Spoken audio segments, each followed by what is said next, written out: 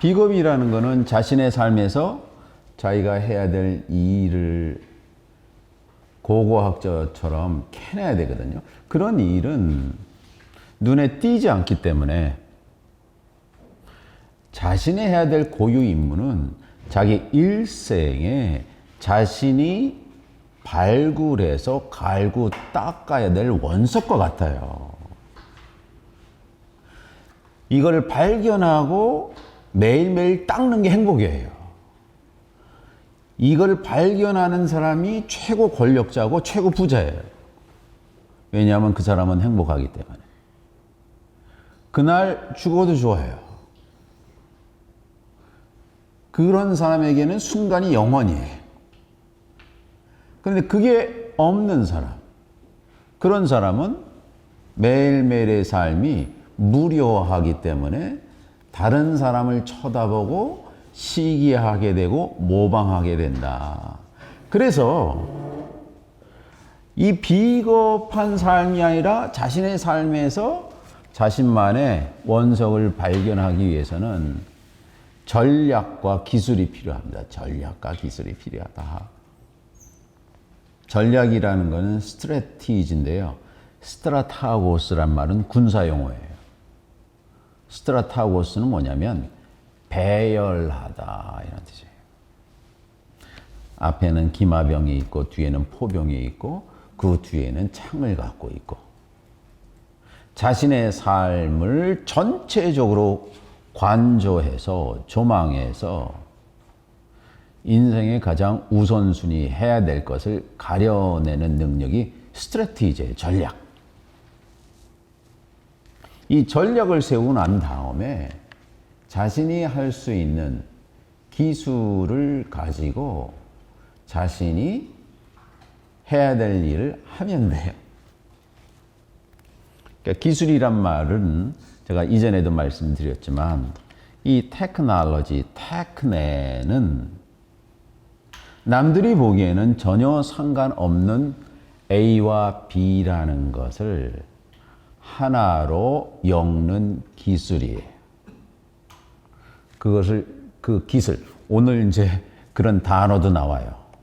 이탈리아의 단테가 쓴 소르테라는 단어가 나오는데 이게 엮다라는 뜻인데 엮는 것이 뭐냐면 자신만의 몫이에요, 몫. 내가 할 수 있는 유일한 몫, 내가 할 수 있는 유일한 임무는 그냥 드러나는 게 아니에요. 내가 헌심을 당해서 내 삶에 A와 B를 엮어보는 거예요. 내 부모, 내 교육, 내가 만난 사람, 내가 만난 연인, 내가 공부한 학교, 이 모든 것을 엮어서 자신만의 작품을 만드는 겁니다. 그게 기술이거든요. 그럴 때 자신의 몫이 생긴다. 저는 이 전략화, 그 다음에 기술하면 항상 생각나는 게 다윗과 골리앗이에요. 다윗과 골리앗은 그 당시 블레셋, 팔레스타인의 거인족이었습니다. 모든 사람들이 객관적인 평가에서 골리앗이 이긴다고 했어요. 골리앗이 왜 이기냐? 다른 사람들이 골리앗이 이긴다고 말했기 때문에 이기는 거예요. 모든 것은 주관적입니다. 세상에는 두 가지 사실이 있는데 하나는 객관적인 사실이 있고 하나는 주관적인 사실이 있어요. 또 하나는 절대적인 사실이 있고 또 하나는 상대적인 사실이 있어요. 사람들은 남들이 객관적이고 절대적이라는 것을 신봉해요. 한 번도 생각해 본 적이 없으면서. 그러나 세상에 움직이는 것은 주관적인 거예요. 상대적인 거예요. 무엇이 얼마가 돈이 많은 겁니까? 무엇이 권력자입니까? 다 주관적인 거예요. 다 상대적인 겁니다. 내가 그렇게 믿어야지만 모든 것이 결정이 돼요. 사람들이 그런 결정을 안 하기 때문에 되게 객관적이고 절대적인 것이 true다. 그것이 선이고 그것이 아름답다라고 자신의 판단을 유기해버리는 거거든요. 그런데 거기에 자신의 힘을 믿는 사람이 있었는데 홍안의 소년이었어요. 다윗이에요, 다윗. 얼굴에 아직 빨간기가 나오지 않았으니까 사춘기 다윗인데 다윗이 이기겠거든. 왜냐하면 자신은 평상시에 돌팔매질로 코요떼와 늑대를 잡았기 때문에 저 거인병 걸린 골리앗은 누워서 떡 먹게 해요. 그런데 모든 사람은 아니라 그래. 그래서 골리앗이 딱 서 있고 다윗이 돌파매질할 때 이미 저 사람은 쓰러져 없어요. 그 기에 밀려서 저 사람은 죽은 거예요. 근데 사람들은 나서질 않아요. 왜냐하면 객관적인 거를 신봉하기 때문에. 그리고 남들이 만든 절대적인 거를 신봉하기 때문에 자신이 시도도 안 하거든요. 실제로 돌팔매질하면 이게 거의 45구경 권총이라는 거예요. 그 서 있는 사람 텅 쓰면 죽이잖아요. 그래서 내가 이게 돌려서 이마에 딱 하겠다. 그리고 칼을 뽑아서 목을 자르겠다는 자신이 갖고 있는 기술. 사람들이 있지 않습니까? 그 기술을 할 때 엄청나게 남들이 말하는 고급 기술 또는 선진 기술을 가져오려고 하는데 그 기술은 나한테 나올 수밖에 없어. 목동이 주로 하던 게 돌팔매질이거든. 그 해답은 나한테 오는 것이다. 절대로 남한테 올 수가 없어요. 제가 그저께 크리스마스의 의미가 무엇일까 하다가 누가복음을 좀 자세히 읽었어요. 와, 너무 놀란 거는 들판에서 자던 목동이 깨달았는데 신이 인간이 되었다는 걸 깨달은 거예요. 심지어는 요셉은 믿지도 않았어요. 베들레헴 가서. 그러니까 마리아한테 말했어요. 자기가 천사가 와서 그런 말을 했다. 막 자기가 본 걸 말했는데 마리아도 그 당시에 안 믿었어요. 목동의 말을 마음에 두었다 그랬지. 그 자세히 읽어보세요. 목동은 양을 키워서 잡아먹는 사람이 아니라 자기가 해야 될 고유한 임무가 있는 거예요. 그래갖고 양들이 들판을 가다가 풀을 뜯고, 그러니까 크리스마스는 원래 3, 4월이었을 거예요. 12월일 리가 없어요. 그래서 들판에서 뜯다가 거기서 같이 자는 거죠. 걔네들을 위해서. 그러다가 깨달음이 있었는데, 인간이 신이다. 이걸 깨달은 거예요. 근데 그 신인 인간이 메시아가 뭐냐? 남들이 전혀 상상하지도 못하는 베들레헴이라는 조그만 동네에 어디에서 태어나냐? 말 구유에서 태어난다는 게 있을 수가 있는 거예요. 크리스마스는 전복의 메시지예요. 희망의 메시지고, 신은 인간이 상상하지 못하는 장소에서 태어난다는 거예요. 그게 크리스마스의 복음입니다. 복음. 그런 전복적인 복음은 없었어요. 복음이 원래 로마 황제 때 아우구스티누스가 자신이 이제 황제가 되고 10달인 로마 칼렌다를 12달로 만들어야 돼. 그러면 조공 바치는 거, 이 모든 스케줄이 다 갈라져요. 그래서 거기 자기 이름은 줄리어스인 줄라이가 드는 아우구스티누스를 갖고 7, 8월에 갖다 낀 거예요. 그 7, 8월이. 옥토버가 8월 아니니까. 근데 10월로 늘어난 거죠. 디셈버가 10월인데 12월이 됐고. 그러면서 자기네 속국에 편지를 보내요.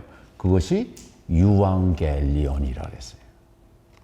유앙겔리온이 복음입니다. 그래서 이 사람들한테 뭐 했냐면 감옥에 갇힌, 특별히 사형 집행을 기다리는 사람한테 사면증을 자기의 속국에 줬어요. 편지로.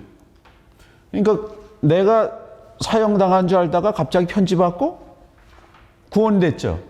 그게 복음입니다. 그래서 1세기 복음서 기자들이 그 스토리, 그 형식을 그대로 마태, 마가, 누가, 요한 복음이라고 쓴 거예요. 우리가 아는 대로 크리스마스는 무슨 커다란 건물에서 왕이 등장한 그거 아닙니다. 상상을 초월하는 어떤 존재가 태어났는데 그게 신이었다. 천사가 신이 탄생했다는 걸 목동한테 맨 처음 말해요. 그 당시 예루살렘에 있는 사제나 학자들한테 말한 적이 없어요. 목동한테 말하고 목동이 마리아하고 요셉한테 알려줘요. 골리앗이 나오면 내가 어떻게 해야겠다. 스트래티지가 있고 자기만의 기술로 어떻게 넘어야겠다. 기술이 있고 이 두 가지가 합쳐질 때 나오는 것이 뭐냐? 용기다 이거예요. 용기는 그냥 나오는 게 아니에요. 용기가 그냥 나오면 그건 만용입니다. 성급이고. 그렇죠? 용기는 아주 정교한 기술이에요. 그 정교한 기술을 갈고 닦지 않으면 대개 만용으로 흘리든가 성급으로 가든가 아니면 뭐로 가냐? 비겁으로 가요. 행동하지 못하니까. 그렇죠? 사모님 아시겠지만 태권도 수련을 하고 승단 심사가 있다. 내 기술이 없으면 언제 어떻게 들어올지 모르거든요. 그럼 지는 거예요. 모든 걸 예상해야 된다고. 전략을 짜고 기술이 있어야 되거든요. 그래서 비겁이 그런 겁니다. 그래서 이 비겁을 가장 잘 말한 사람은 사실은 아리스토텔레스예요. 아리스토텔레스가 니코마코스 율리학에서 자기 아들한테 이 용기, 그리스어로 앙드레아라고 해요. 영어 이름은 안드류죠. 앤드류. 이게 용기란 뜻이에요. 앙드레아는 무엇이냐? 앙드레아.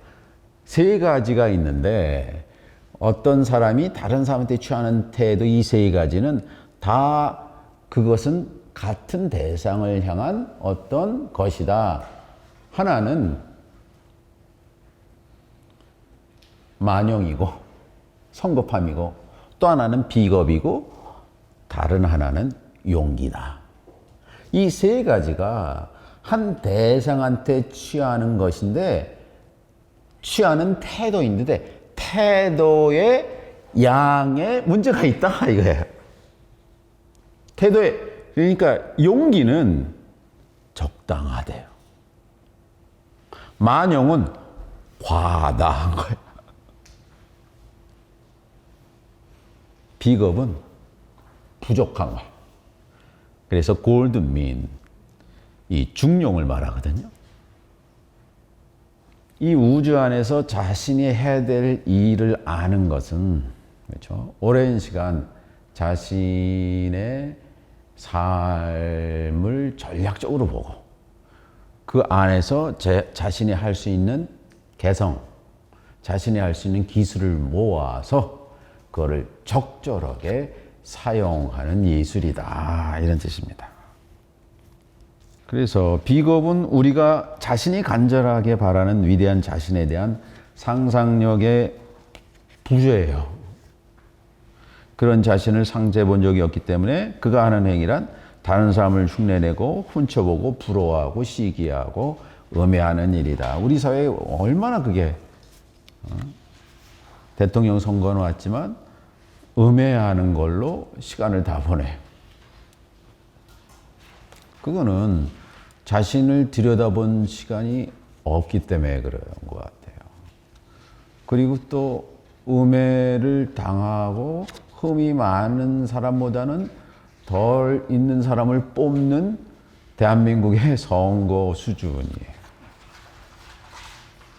비겁은 자신에게 최적화된 전략을 짜지 못하는 상태이고 자신만의 방식으로 엮어내는 기술의 부재가 바로 비겁이다. 오늘은 이제 비겁에 관한 얘기를 좀 하려고 그래요.